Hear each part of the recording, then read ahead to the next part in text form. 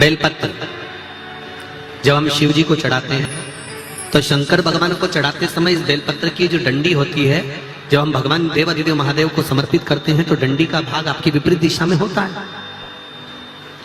जब हम कोई कामना ना करते हुए बेलपत्र को समर्पित करते हैं तो डंडी का भाग विपरीत होता है।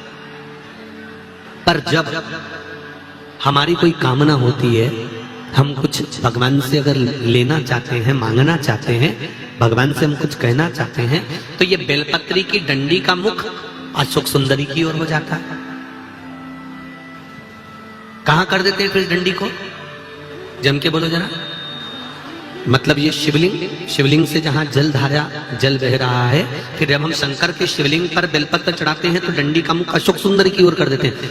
जब हमारी कोई कामना होती है तब, और जब कामना नहीं होती, हम केवल भाव से, दिल से भगवान शंकर को अपना बनाने के लिए भक्ति के बल पर हम शिव को रिझा रहे हैं, तो बेलपत्री का जो डंडी का भाग है वो आपके विपरीत दिशा में। अब ध्यान देना जरा। तीसरा,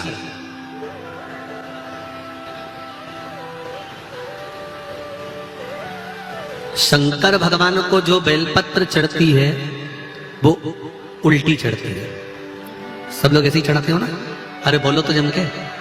मतलब ये जो चिकना चिकना सा भाग है ये शिवलिंग की ओर होता है, ठीक है? पर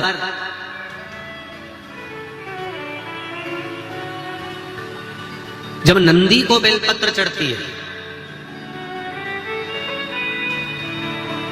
जब नंदीश्वर को बेलपत्र चढ़ती है, तो वो बेलपत्र उल्टी नहीं चढ़ती, वो बेलपत्र सीधी चढ़ती है। कारण, उसका क्या कारण होता है? आसन के ऊपर कोई बैठ रहा है तो आसन उल्टा बिछाओगे कि सीधा बिछाओगे? बोलो बोलो जम के। सीधा बिछाओगे ना? तो नंदी पर हम जब बेलपत्र चढ़ाते हैं तो बेलपत्र उल्टी नहीं चढ़ाना। नंदी पर जब हम बेलपत्र चढ़ाते हैं तो सीधी चढ़ाते हैं। उसका कारण क्या है कि नंदी पर भगवान शंकर आसन लगाकर बैठते हैं तो हमारी बेलपत्री का सुख उनको प्राप्त हो जाए।